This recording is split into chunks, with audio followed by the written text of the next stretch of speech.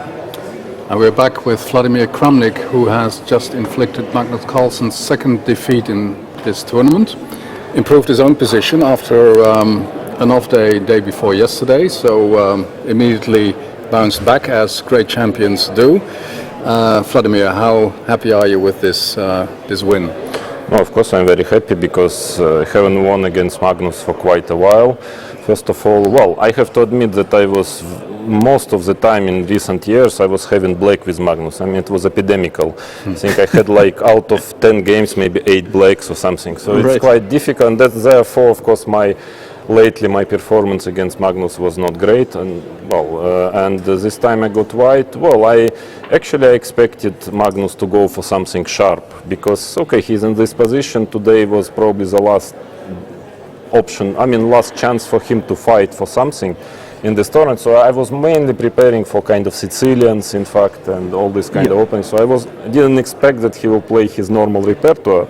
Yeah. But fortunately, I used this Bishop D3. I was preparing for somebody else in this tournament. Since it's not my first Italian here, so I remember to beat this. I think it's very, very dangerous move.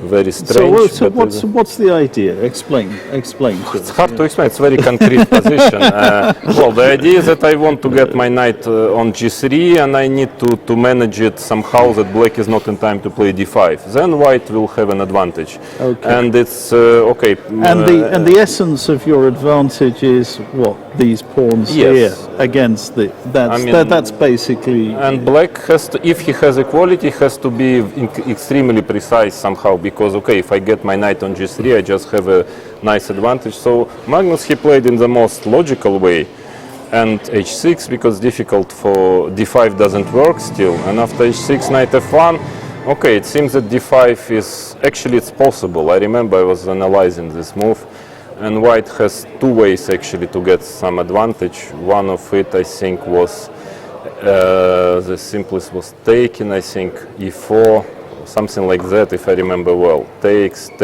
bishop f4. It's a nice position, but it's still not too bad for black. G5, bishop e5, something like that, bishop b8, takes, knight e3. Yeah. Of course, it's pleasant for white. I mean, because nice, I have nice blockading f3, c4, different ideas. So, but of course, that's why I think Magnus, he spent so much time, because he didn't probably like d5, but at the same time, it's clear that if I just settle my pieces, so he came up with ED, CD. Actually, I thought he wants to play D5. Yeah, that's what I thought. But but E5, knight E4, because bishop E4, there is some compensation. Bishop gets to D5, but I had a feeling that this might be a very strong move. I mean, takes, and the problem is that, I just started my attack with G4. C5, I always have bishop E3. And then G4, I started to think about this position, and I realized actually it's extremely dangerous for black, like bishop E3 or G4, even G5 is coming sometimes. Of course it's playable, but white should be better here, in my opinion. But maybe I can also take the pawn, I don't know. But C5 actually, of course I'm slightly better, like playing bishop E3 or something, but CD, bishop D4. I have a nice position, but it's nothing so special. So D5 is a principal move, of course. And now B5. Because it's a Benoni. And Benonis are always bad. Yes, exactly. I like the center, I like to have the center.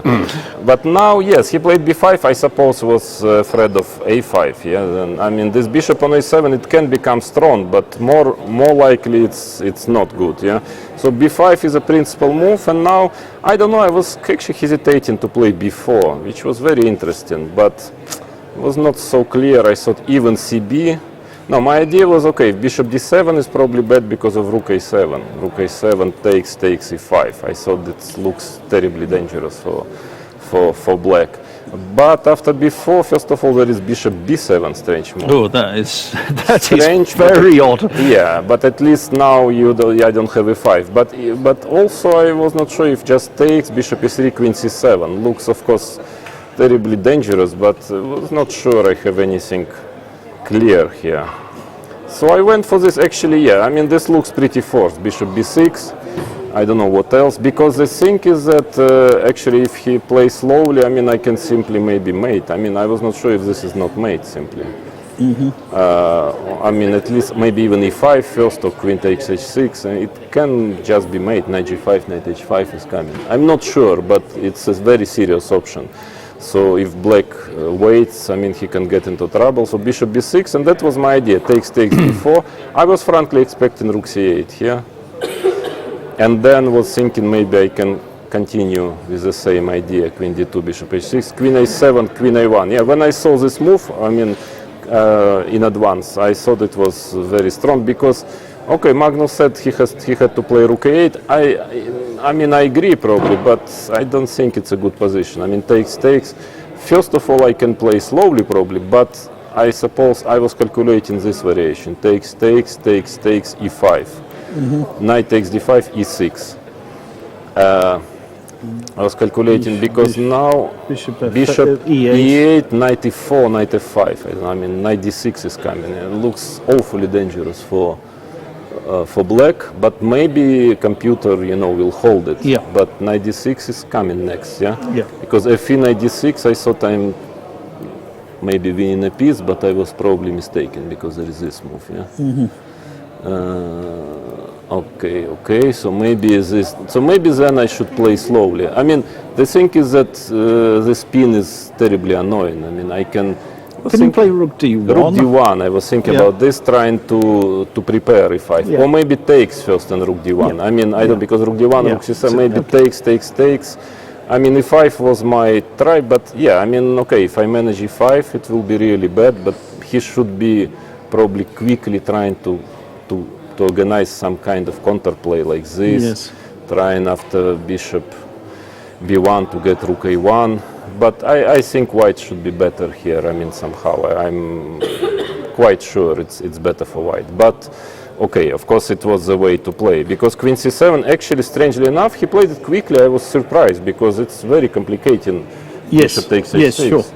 But after the game, Magnus told me he simply blundered bishop takes h6. Oh gosh! I mean, this is a bad sign. Yeah, this is really a bad sign because I mean, I mean, it looked terribly dangerous. Yeah, so sure. I mean, I was surprised he played it quickly and bishop h6. He just missed it. Yeah, that's okay. Knight e5 possible, but it's bad. So this is very critical.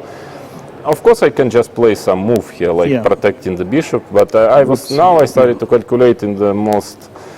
This is okay. It took me some efforts to calculate it, but because it's kind of sharp, but it seems to work. I mean, there are some beautiful variations because first it looks like this, but then bishop h6. This is quite beautiful. Queen c3, e5, and it's mate. I mean, bishop g3, king g3. And so I thought maybe here the only way is to play like this. And Magnus also thought, because now e5 was not working, but simply this is quite bad position. I mean, let's say takes. I think there is practically no chance for black because very strong bishop. I mean, pawns are not going anywhere. I will pick one of them very quickly. It's a difficult position, but objectively maybe was a better chance for. But I understand that Magnus he went for this because at least it's it's more sharp. complicated. It's kind of more complicated. Yeah. Bishop d8. I thought it was only move also.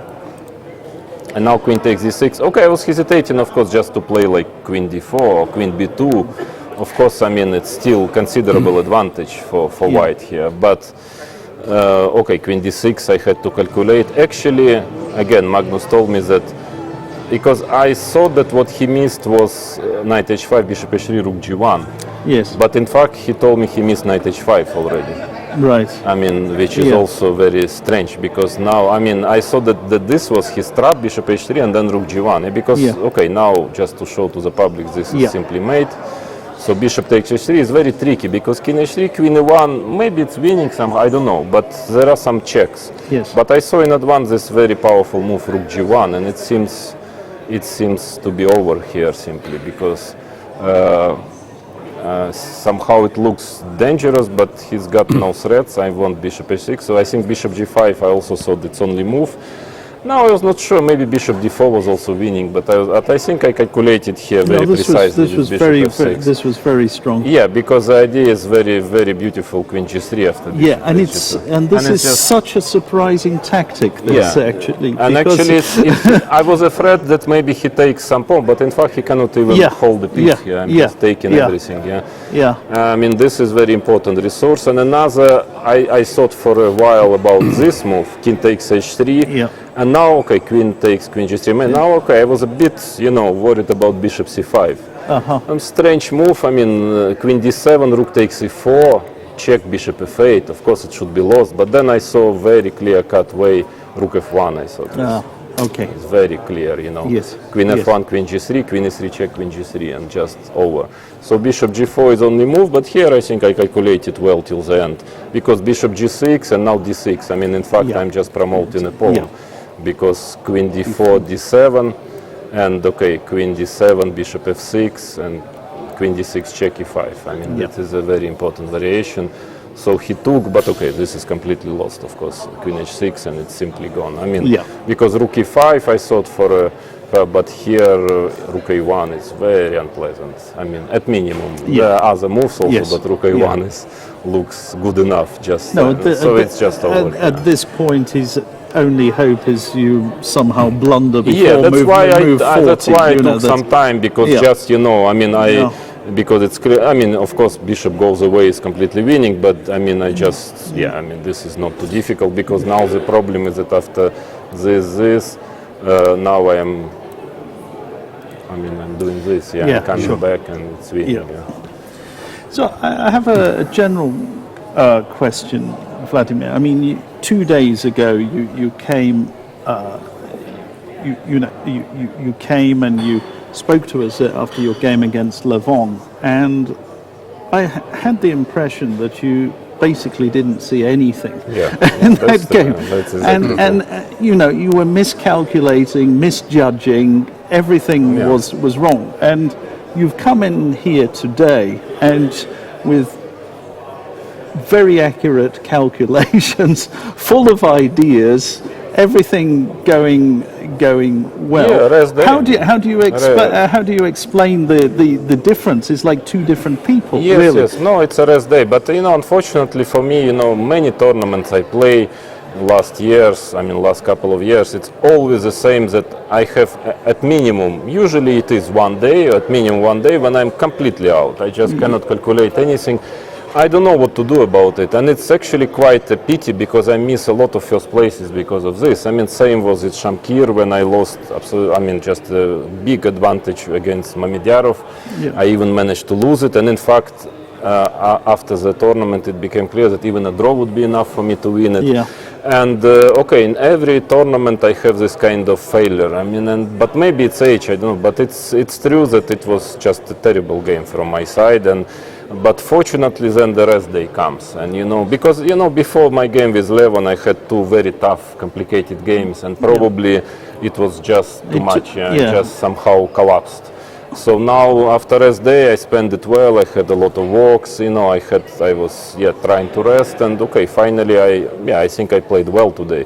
Of course, I don't know what will happen in future, but it's true. I mean, this actually sometimes, this game like with Levon or with Shahriar in Shamkir, somehow you just don't want to play chess after these games, because you feel like, again the same story. I mean, I was not there. It's not the result. It's the manner of the result. Of course, I mean the result you can lose against Levon with black, against anyone here. I mean, it's possible. It's not about. It's just about the manners that you just totally out.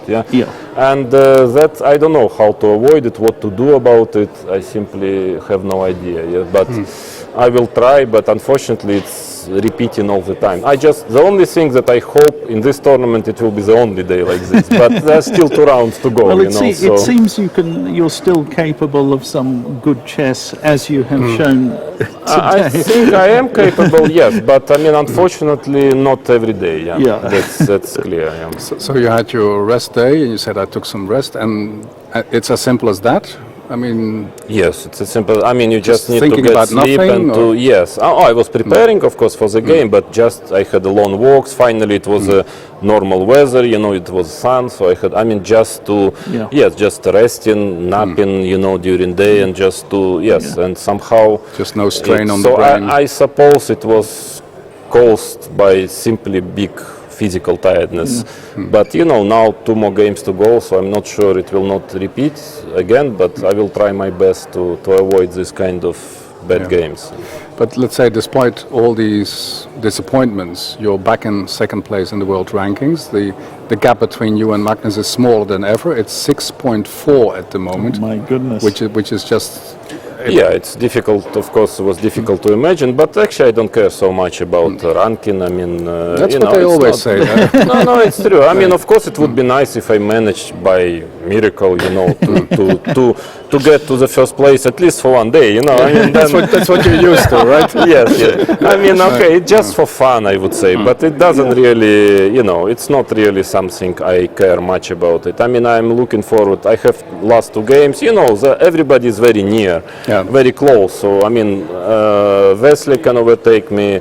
I mean, Fabiano, you know, other players. Levon is also close. So I don't care so much about it. I mean, but it's clear that, you know, I cannot say it about anyone else for sure, but at least for sure that against Magnus that he's for this day he's heavily underrated. I mean, I'm sure he's going to. It will not be for too long that I will be so close to him or anyone else. I'm sure he will just get to his senses and he will come race back to the top. I mean, I have no doubt. But still, for you, I mean, I would advise you to keep a look at these ratings, because it might save you a lot of trouble if you just qualify directly for the candidates. Yes, but okay, it's still a long way to qualification. So I know that I'm kind of close with Wesley and with Fabiano. I don't want to calculate now.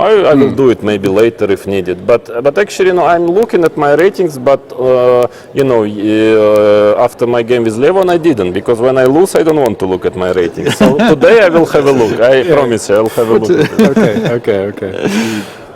Great. Yeah, so 2 rounds to go. Well, save your energy tonight, and Yeah, I will try. I mean, okay, if I keep on with this level, it should be fine. But you never know. Yeah. is it, except for that moment against Levin, is it one of your best tournaments in some time? I don't know. Yeah, I think my general level is good. I mean, here of play. In fact, I won one game. I was pressing in a couple of games quite seriously. I mean, in general, I'm happy with my play. But It was clear you were spoiling for a fight all the time. I mean, yes, no, I'm fighting. I mean, I'm always fighting now, but not always with a decent play. This time, I think my play is good, except this one game. My play is quite good, but you know, again, at this, you know, at this age, you know, I mean, sometimes you come back, you feel well, and then you are just out. So let's wait for 2 more. If I play decently 2 more rounds, whatever is the result, okay, I would be happy with my play. I mean, so, but you need to see. You know, you never, with my last experiences, I'm never completely sure that I will not collapse at some point. You know, in some of the games. well, Magnus, he didn't want to go to any of the press conferences, not to TV2 either, because he said, I've got nothing to say. Do you understand that? Because I think he should have a lot to say. No, I fully understand it. I actually, first of all, I think that there was a rule in old times that the winner, I mean, the loser was not obliged to go to the press conference, and I think it's completely right. I mean, because, you know, you feel really bad, especially, you know, especially today. I mean, Magnus -2. I mean, I absolutely don't judge him, and I fully understand him. I mean, okay, it's simply not. Well, it's simply. In fact, you can just tell something really bad or wrong, you know, just because you're disappointed. Okay, maybe people are looking for some emotions, but I absolutely understand him, and I also the same story what was in the World Championship match. You know, after losing such a ridiculous game, he lost in the game 8. I would fully understand his reaction. I mean that we shouldn't judge. I mean, I understand public people, they want some explanations, so on. But you should also respect players. And I know very well how bad you feel after such games. So just okay, show some respect to people. Yeah, but give them rest. you follow a lot of sport, and I think that if the loser turns up for another press conference for another sport, that you don't switch off the television. I mean, then. Actually, I never watch press conferences anyway to start with, yeah. But no, I understand. Oh, you got away sports, with that one. But other sports are other sports. I mean, chess is a bit different, because again, in tennis, there are so many tournaments. Okay, you lose one, you go next day to another one. Here, we don't play that much. The concurrence is very high, especially this tournament or World Championship, which is extremely strong, and you really feel bad when you are not doing well. So. And the advantage of these tennis tournaments, if you lose, you're on your way home. That's the big advantage. Yeah. And whereas here, you're stuck and suffering. You're suggesting that Magnus would love to be on his way home now. Well, I think he what do you think, Vladimir? No, of course, when you play like this, you want it to finish as soon as possible, but still you fight. You're professional. I'm sure he's going to fight. I mean, but of course you don't feel so so happy anymore. I mean, so it's a mixed feeling. I know myself when doing really badly. So from one side you have to play and you're professional. I prepare and I try, but inside myself I really it's very difficult to keep positive emotions after this. Where did you see it happen to him? I mean, he was so impressive in the Blitz, and then it never happened. Was there a moment in his games that you thought, okay, when he didn't achieve anything here or there, then you felt there was something wrong? Because I mean, you know him very well. No, but to start with, Blitz doesn't mean anything. I mean, people I think pay too much attention on Blitz. I mean, okay, it doesn't mean so. It's a reactive thinking, and of course Magnus is very strong and very young, and so his reactive thinking is very good. But it's not really something to judge on. And here, well, it just. I think that, in my opinion, it's clear that he's not in good form, but also his openings are somehow, I think he should really improve, especially with black, his openings. I mean, because this is too strong tournament. I mean, you can get out with a kind of shaky opening preparation, in a little bit weaker, but this is just too strong. You need to be not only in good form, but also really very strong. But he did fine in the World Championship, didn't he, against Sergei Kayak? And he was not in. He didn't get the worst of the opening stroke. No, that's true. But here I can see that he's struggling. I mean, he is getting nothing with white. He's struggling with black. I mean, okay, with white it's not so bad, but with black he's clearly struggling. I mean, he lost almost out of the opening against Levon. He got a much worse position today. It's very difficult, even if you are Magnus, very difficult to play because the opponents here are not bad, and when you are always worse, it's very difficult. So, I mean, besides, it's clear that he needs to improve his form, but this will come. But to me, it's quite obvious that his openings with black are not that great. I mean, at the moment. Interesting thoughts. Yeah, well, there's one final thing, Vladimir, because I think it's actually something that we should have spoken about a bit more before. I mean, not necessarily with you, but you say it's such an awful strong tournament. How do you see this tournament, let's say, in from a historical perspective? Because it's unique that we have the 10, well, let's say first-rated players from the April list together in one tournament. What can we say about the strength compared to other, let's say, exceptional tournaments? Well, I mean, the thing is, I understand it's quite historical, this tournament, but I don't think about it. I'm just playing, I'm performing. Then maybe, I will start to think how was it and so on. But it's clear that, I mean, I don't remember last times a tournament when basically with such a level field, with such, you simply don't have anyone whom you can think before the tournament, this guy will really try. Here, okay, just every game, it's a fantastic player, so I even don't think about, whom I should try to win, I just play every game. And, but it's So true that... you're not looking for hammer. Yes, for Luke, I have a different expression. Yeah, there are no Lukes here. Yeah? But and that makes a big difference because, in fact, from one side there are more draws. From other point of And view, you're not talking about McShane, are you? but from other point of view, in such tournaments, when you have somebody a bit weaker, there is a big temptation just to play safe, to make a draw, and then you wait for these guys. But here there are no these guys, so you have to play full Monty, every game, and try to get your chances when you can. But of course, the tournament is exceptionally strong. I mean, it's true that I don't remember last time participating in such a strong tournament. Yeah. But let's say, for instance, when you were a young kid, which tournament from the past did you see as the strongest ever? I mean, I don't know about the strongest, but of course, the most Zurich fascinating. 1953. Of course, I mean, because of the book of Bronstein, I was studying this book. and this huge field and Yes, and a lot of interesting games. And the book was written in such a tasty way that, of course, I was as a kid.